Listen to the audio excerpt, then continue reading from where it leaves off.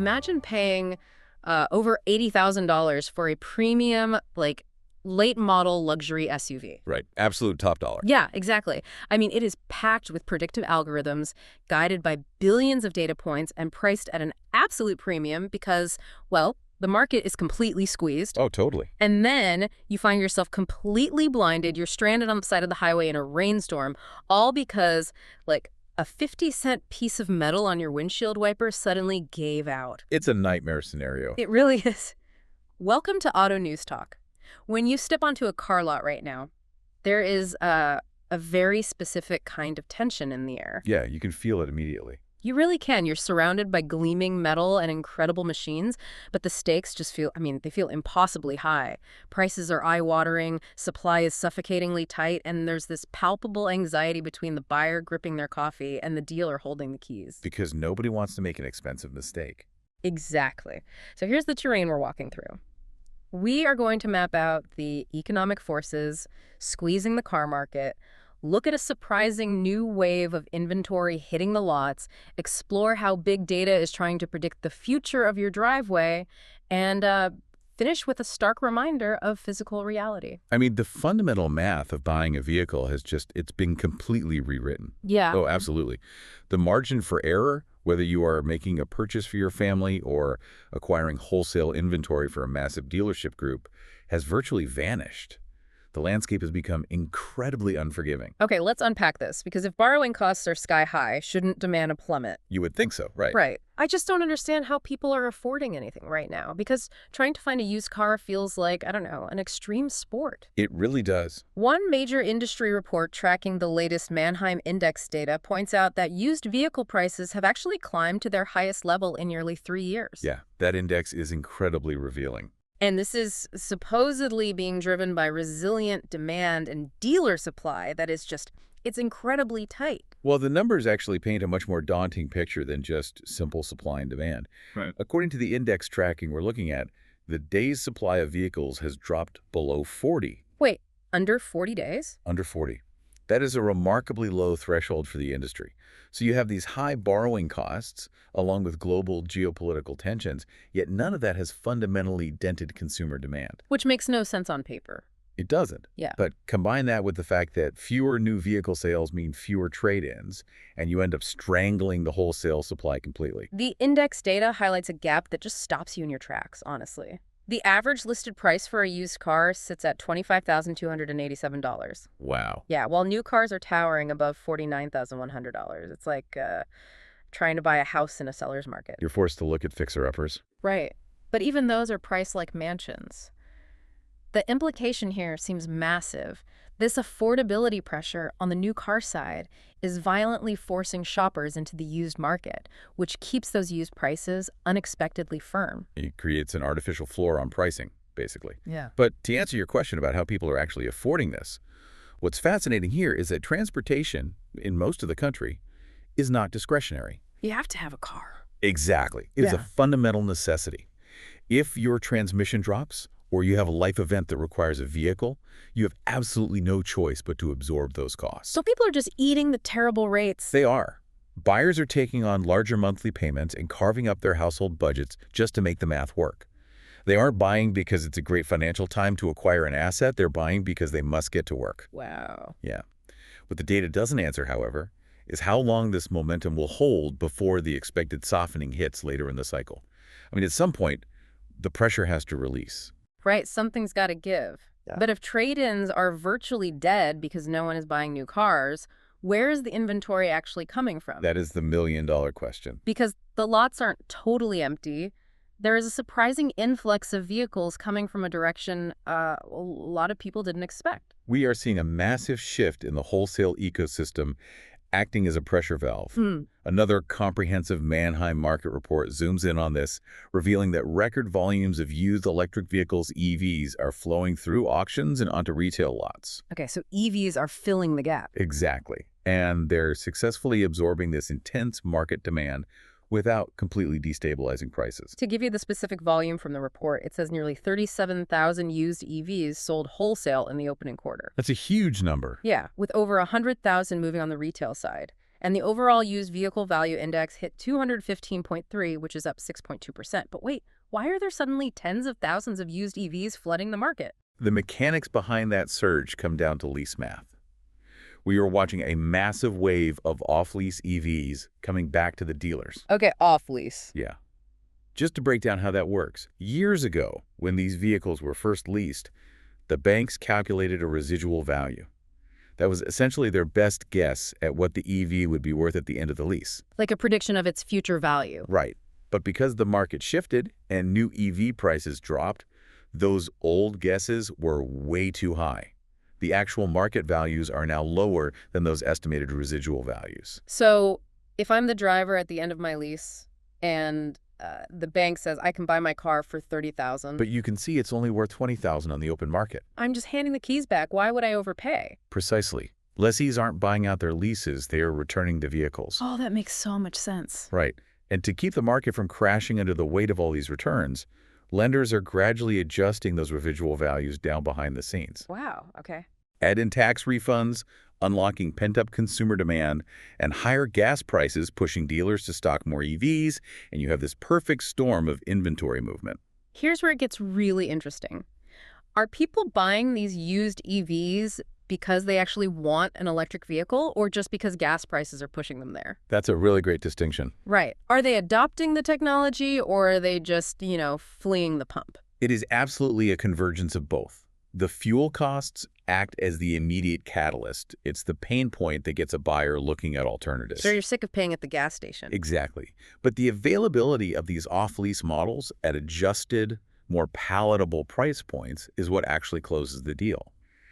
The implication is that the EV transition is officially maturing. Like it's not just a novelty anymore. Right. EVs aren't just niche tech experiments for early adopters anymore.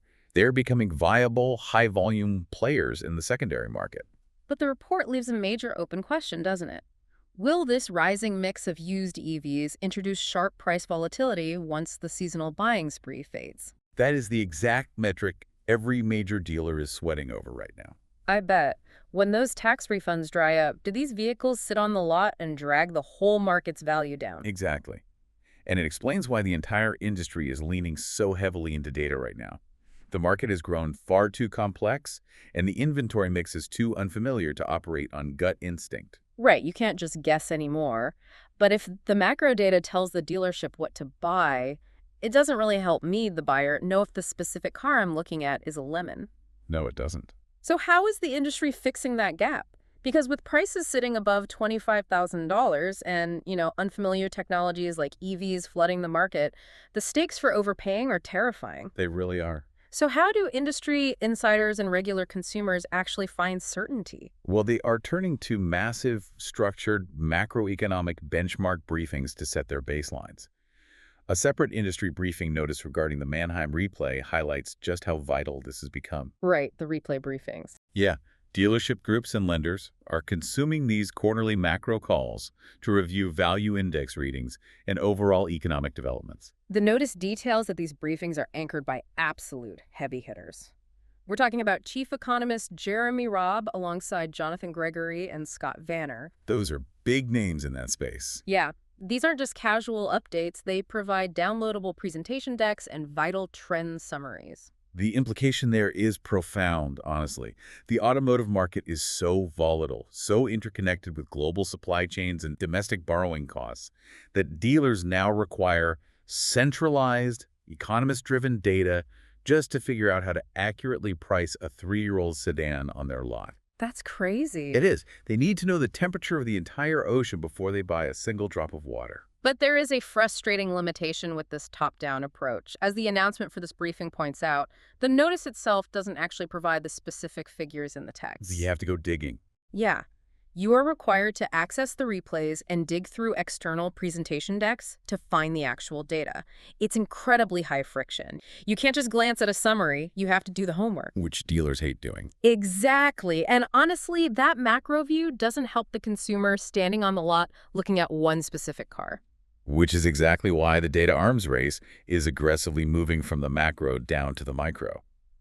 If Jeremy Robb and the economists are charting the ocean, the retail side is trying to analyze that single drop of water. And that brings us to Carfax. According to their latest rollout, they have launched a future reliability score to predict the specific dependability of an individual used car.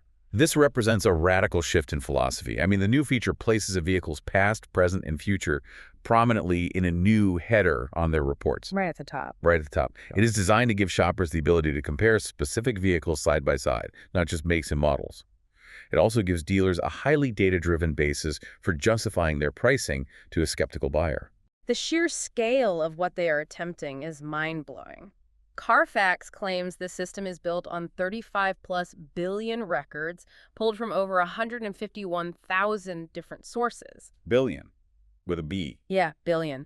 It's like moving from checking the overall climate of a city to getting a hyper-local weather forecast for your exact driveway. That's a great way to put it. Thanks. You are no longer asking, is a mid-size sedan from this manufacturer reliable on average? You are asking, is this exact mid-size sedan reliable based on its unique life history? What's fascinating here is how the concept of risk mitigation is shifting entirely away from human intuition toward predictive algorithms. Yeah, the algorithm knows all. Decades ago, you kicked the tires, listened to the engine idle, and checked the dipstick.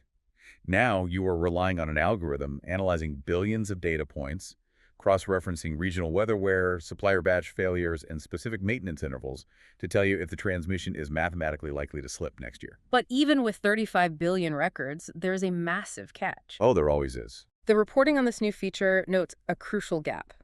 Carfax does not disclose its specific modeling methods or how the score is actually calibrated. Right, it's proprietary. Yeah, so the exact mechanics of the prediction remain a total mystery. It's a black box. A black box that creates a very dangerous comfort zone, frankly. You can have the most sophisticated algorithm in the world telling you a car has excellent future reliability, and you can have macroeconomic index data telling you the price is fair, but at the end of the day, these are physical machines operating in the real world. Which brings us crashing back down to earth. Exactly. The black box algorithm can't protect you from a physical manufacturing defect. We have all these digital reliability scores and high-level economic benchmarks, but a recent recall filing serves as a stark reminder of the foundational mechanical vulnerabilities inherent in modern vehicles. The official recall filing puts it bluntly, actually. Ford and Lincoln are issuing a massive recall over faulty windshield wipers. And it sounds so minor, right? Windshield wipers? You'd think so. But the scale and the danger are incredible. The filings cite that 422,613 late model vehicles are affected. We are talking about high-end machines here. Expeditions, Navigators, Super Duty trucks generating over 1,500 warranty claims and 11 field reports. And the root cause is a defective lash retention plate on the wiper arm that can slip or detach entirely. So it just breaks off. Essentially, yeah. It's just a tiny piece of stamped metal or plastic holding the arm to the motor spline.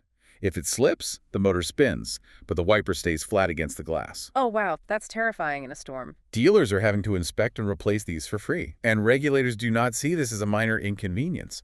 They view this strictly as a safety defect. Because losing your wiper function in wet conditions at highway speeds severely reduces visibility. It is a catastrophic failure of basic safety. It is wild to think about. You could be driving an ultra-premium utility vehicle, paying top dollar in a squeezed market, guided by massive data algorithms confirming you made a smart purchase, and suddenly your wiper arm just flies off in a rainstorm because a 50-cent latch gave out? It's the ultimate reality check. The implication is undeniable. Even in highly priced late-model premium vehicles, basic mechanical flaws pose severe safety risks. A vehicle's value is always ultimately tied to its physical integrity. If we connect this to the bigger picture, it exposes a massive blind spot in our modern obsession with data.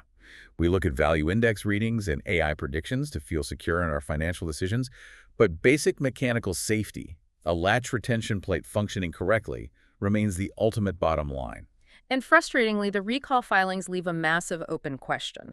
They fail to specify the supplier, the production batch, or which exact trims are most susceptible to this defect. Right, they don't give you the specifics. So again, even with a federally mandated recall, you are left with a degree of uncertainty. You don't know if the specific truck you're looking at has the bad latch until it breaks. Which brings us to the ultimate challenge. How do we make sense of a landscape that is simultaneously so technologically advanced and yet so physically fragile? When you stack all this up, the irony is glaring. We're paying premium prices because of this massive affordability squeeze and relying on billions of data points to feel safe doing it. Yeah. Yet, at the end of the day, a faulty wiper latch reminds us we're still buying physical machines. You see affordability violently shaping consumer behavior, forcing people to absorb punishing costs just to get to work. And that affordability squeeze leads directly into the secondary market, fully embracing new technology as a relief valve. The influx of off-lease EVs is maturing the market, providing inventory where traditional gas-powered trade-ins have vanished. And the whole thing is held together by this absolute desperate reliance on data to manage the risk.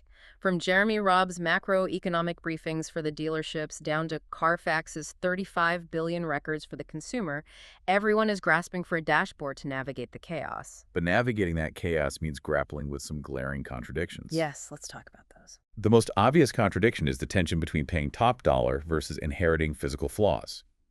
The Manheim Index proves buyers are paying absolutely premium prices, averaging over $25,000 for used cars. Yet that massive Ford and Lincoln recall proves that even the most expensive late-model vehicles on the road still suffer from fundamental, dangerous physical defects. You are paying a premium, but you are not immune to a broken latch. Exactly. The second major tension is the battle between macro tracking and micro prediction. Right. The industry relies heavily on massive, high-level macroeconomic trends, as seen in the Economist replay materials, to figure out where the market is going. But that contrasts directly with the argument Carfax is making, that the future of buying requires hyper-individualized, single-vehicle forecasting. It's the tension between knowing what the whole market is doing versus knowing what one specific car will do in your driveway. So what is the practical takeaway for the listener? Whether you are a chief industry economist or just someone standing on a gravel lot looking for a family SUV, relying on the old rules of thumb is dead. Completely dead. You cannot just assume a specific brand is inherently reliable or that an EV is too exotic to buy used. Exactly. To survive this market, you need specific vehicle-level data. You need an acute awareness of the broader supply squeeze dictating the price tag.